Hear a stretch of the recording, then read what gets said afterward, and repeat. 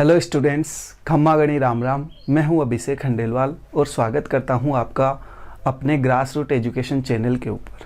अगर दोस्तों आप लोगों ने पिछले वीडियोस नहीं देखे हैं तो मैं आप लोगों से रिक्वेस्ट करता हूं कि पिछले वीडियोस जाकर देखें और चैनल को सब्सक्राइब ज़रूर करें ताकि जो कोई भी वीडियो अपलोड हो ताकि आपके पास नोटिफिकेशन चला जाए। तो जो आज का जो टॉपिक है आपका वो है आपका इकोनॉमी, या जिसको हिंदी में हम लोग अर्थव्यवस्था बोलते हैं।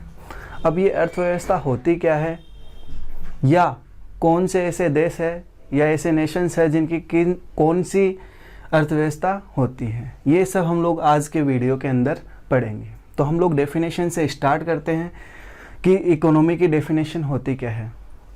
एक बार पढ़ने के बाद आपके सारे कंसेप्ट क्लियर हो जाएंगे। यहाँ से जो आपके अर्थव्यवस्था के बारे में जो भी आपकी क्वेरी है वो यहाँ से क्लियर हो जाएगी। तो अगर हम लोग बात करें इकोनॉमी का तो हम लोगों ने इसको बोला है अर्थव्यवस्था, या इसको आप बोल सकते हो अर्थ प्लस व्यवस्था। एक तरीके से अरेंजमेंट ऑफ अर्थ। अर्थ का मतलब यहाँ लिया गया है आपका मनी से लिया गया है। तो आपका अगर मैं बोलूं कि मनी से रिलेटेड सब चीज़ें हम लोग कहाँ पढ़ रहे हैं, इकोनॉमी के अंदर पढ़ रहे हैं। अब अलग अलग इकोनॉमिस्ट की अलग अलग डेफिनेशन है। हम लोग कुछ एक दो डेफिनेशन को देखेंगे ताकि हम लोगों का जो इकोनॉमी का मीनिंग है वो क्लियर हो जाए। तो पहली जो डेफिनेशन है वो है all economic activities conduct under a structure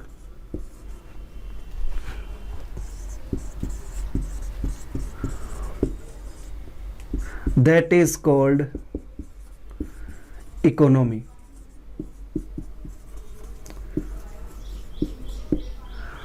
यहाँ मैंने डेफिनेशन लिखी है कि all economic activities conduct under A structure that is called economy.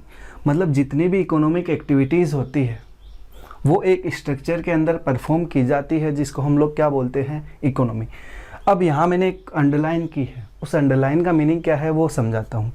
यहाँ सिर्फ हम लोग कौन से एक्टिविटीज़ को लेंगे, इकोनॉमिक एक्टिविटीज़ को लेंगे। अब क्वेश्चन अराइज होता है कि इकोनॉमिक एक्टिविटीज़ क्या होती है। तो ये देखो, जो एक्टिविटीज़ होती है, एक्टिविटीज़ मतलब कोई काम करना, वो हमारी एक्टिविटी होती है। तो जो एक्टिविटीज़ होती है, गतिविधियाँ जिसको हम लोग बोलते हैं, दो टाइप की गतिविधियाँ होती हैं। कितने टाइप की गतिविधियाँ होती है? दो टाइप की। The first one is economic activities and the second one is non economic activities.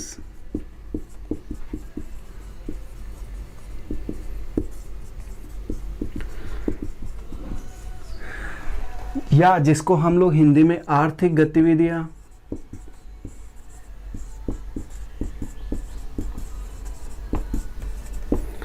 और इसको गैर आर्थिक गतिविधियां बोलते हैं।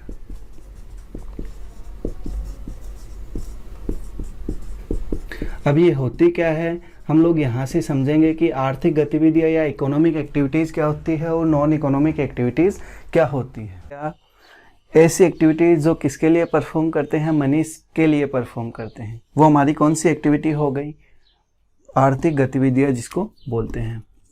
यहाँ मैंने लिख दिया for the purpose of money. फिर है non economic activities. Non economic activities का मतलब है जो हम लोग पैसों के लिए परफॉर्म नहीं करते। ऐसी एक्टिविटीज़ जो पैसों के लिए परफॉर्म नहीं करते, तो क्वेश्चन आता है फिर किसके लिए परफॉर्म करते हैं, for love, for affection, for belongings. इन सब के लिए जो एक्टिविटी परफॉर्म की जाती है वो हमारी कौन सी एक्टिविटी होती है, नॉन इकोनॉमिक एक्टिविटी होती है। इन दोनों को मैं एक एग्जांपल के थ्रू समझा देता हूँ कि ये होती क्या है।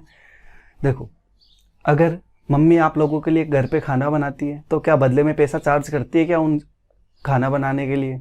नहीं करती। तो ये कौन सी एक्टिविटी है, non economic activity. Love, affection, belongings के लिए जो एक्टिविटी की जा रही है, वही मम्मी कहीं और जाके खाना बनाएगी किसी रेस्टोरेंट में, ढाबे पे, तो बदले में क्या मिलेगा, पैसा मिलेगा। तो वही मम्मी इकोनॉमिक एक्टिविटीज़ में काउंट हो जाएगी, तो वो कहलाती है इकोनॉमिक एक्टिविटीज़। एक और एग्जांपल ले लो, एक टीचर है, अगर स्टूडेंट्स को पढ़ाता है तो बदले में पैसा लेता है, तो वो कौन सी एक्टिविटी में आएगा? Economic activities. Non economic activities, वही टीचर अब घर पे जाके अपने बच्चों को पढ़ा रहा है तो वो नॉन इकोनॉमिक एक्टिविटीज़ किसके लिए कर रहा है? लव, अफेक्शन या बिलोंगिंग्स के लिए। तो ये दोनों के अंदर डिफरेंस है। तो यहाँ डेफिनेशन में हम लोगों ने सिर्फ किसको इंक्लूड किया है? ओनली इकोनॉमिक एक्टिविटीज़ को। इकोनॉमिक एक्टिविटीज़ को ही हम लोगों ने इंक्लूड किया है। तो जितनी भी इकोनॉमिक एक्टिविटीज़ होती है एक स्ट्रक्चर के अंदर, वो हमारी किसको बताती है? इकोनॉमी को बताती है। जैसे मान लो हम लोगों ने बहुत सुना होगा कि जो चीन है या अमेरिका है उसकी अर्थव्यवस्था हम लोगों से अच्छी है या इकोनॉमी हम लोगों से बड़ी है।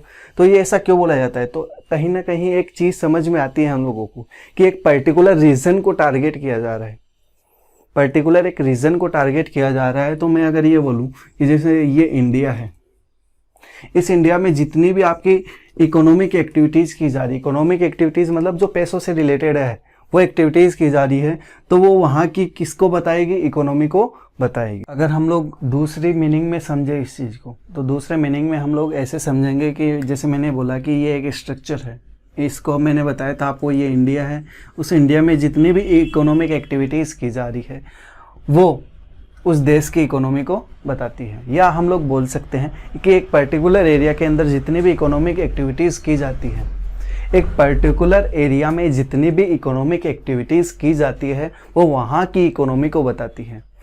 एक विलेज या एक डिस्ट्रिक्ट लेवल की या एक स्टेट लेवल की या एक नेशन की या पूरे वर्ल्ड की, अगर हम लोग छोटे से लेके बड़े तक लेके जाए उस चीज़ को, तो ए विलेज,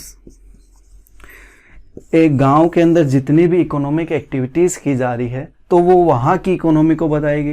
वहीं बड़े लेवल पे चले जाए तो ए डिस्ट्रिक्ट में जितनी भी आपकी इकोनॉमिक एक्टिविटीज़ की जाती है, डिस्ट्रिक्ट में जितनी भी इकोनॉमिक एक्टिविटीज़ की जाती है मतलब पैसों से रिलेटेड जो भी एक्टिविटीज़ की जाती है वो वहाँ की इकोनॉमी को बताती है। तो ये था आपका मीनिंग इकोनॉमी का।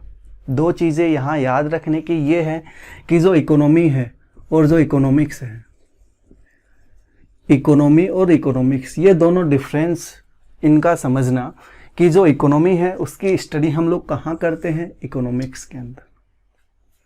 जो इकोनॉमी है या अर्थव्यवस्था है उसकी स्टडी हम लोग कहाँ करते हैं? इकोनॉमिक्स के अंदर करते हैं। इसीलिए आपका बोला जाता है economics is wider than economy. Meaning और डेफिनेशन मेरे हिसाब से क्लियर हो गई होगी।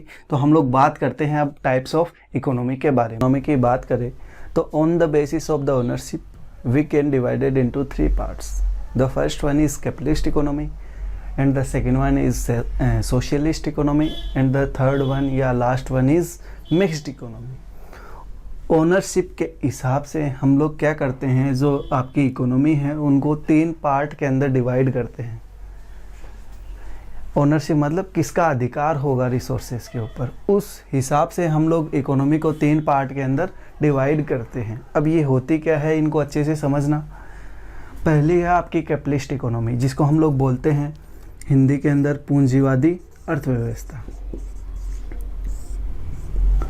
पूंजीवादी अर्थव्यवस्था इसको बोलते हैं हम लोग समाजवादी अर्थव्यवस्था।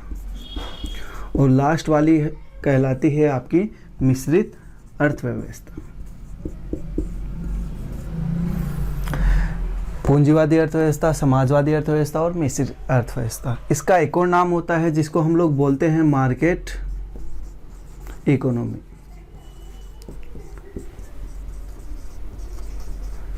इसको भी दूसरे नाम से जाना जाता है जो नाम है आपका सेंट्रल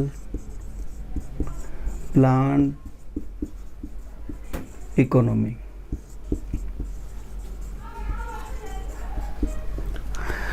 और ये है आपकी मिक्स इकोनॉमी। अब यहाँ मीनिंग क्लियर करना, हम लोग किसके हिसाब से डिवाइड कर रहे हैं? ओनरशिप के हिसाब से। तो याद रखना, अगर प्राइवेट ओनरशिप हो, कौन सी ओनरशिप हो? प्राइवेट ओनरशिप हो रिसोर्सेस के ऊपर, प्राइवेट ओनरशिप, जितने भी आपके रिसोर्सेस अवेलेबल है उनके ऊपर अगर प्राइवेट ओनरशिप है तो वो आपकी कौन सी इकोनॉमी होगी? Capitalist economy. अगर जितने भी आपके रिसोर्सेस अवेलेबल है उनके ऊपर गवर्नमेंट की ओनरशिप होगी तो वो आपकी कौन सी होगी? Socialist economy. वहीं अगर प्राइवेट प्लस गवर्नमेंट दोनों का होगा,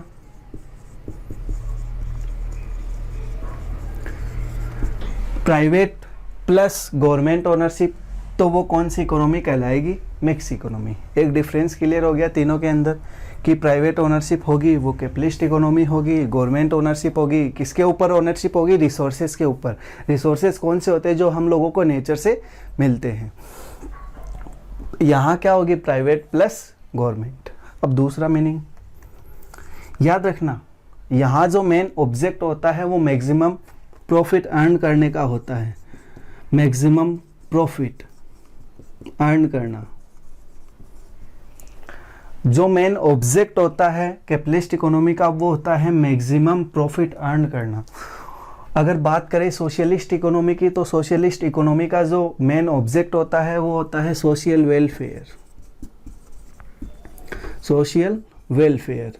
और अगर हम लोग बात करें मिक्स इकोनॉमी की, तो यहाँ इन दोनों के ऑब्जेक्ट को मिला के हम लोग क्या लिख देंगे? मिक्स इकोनॉमी के अंदर लिख देंगे।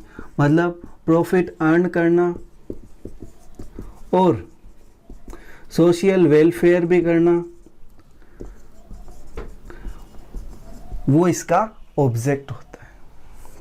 मीनिंग क्लियर हुआ कि किसका कौन सा ऑब्जेक्ट होता है। अगर आप लोगों ने देखा होगा, हम लोग बात कर रहे हैं इंडिया की, तो इंडिया है तो इंडिया की इकोनॉमी कौन सी है आपकी? Mix economy. तो इंडिया में जितने भी रिसोर्सेज अवेलेबल है, कुछ के ऊपर तो गवर्नमेंट का अधिकार होता है और कुछ के ऊपर किसका होता है? निजी अधिकार होता है। तो यहीं से एक को डिफरेंस निकलता है। वो डिफरेंस क्या है कि जो गवर्नमेंट का है, यहाँ गवर्नमेंट इंटरफेरेंस नहीं करती, नो इंटरफेरेंस।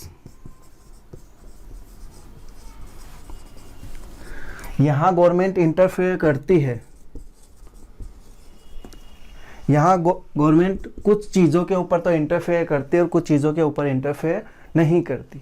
रिस्ट्रिक्शन कुछ चीज़ों के ऊपर होता है और कुछ चीज़ों के ऊपर नहीं होता। तो यहाँ से आपका डिफरेंस क्लियर होता है। अब हम लोग बात करेंगे कौन कौन से ऐसे नेशंस हैं जिनकी कैपिटलिस्ट इकोनॉमी है, सोशलिस्ट इकोनॉमी है और मिक्स इकोनॉमी है। जैसे आपका यूके, यूएस, जापान, इटली और भी बहुत सारे ऐसे नेशंस हैं जिनकी कौन सी इकोनॉमी है आपकी?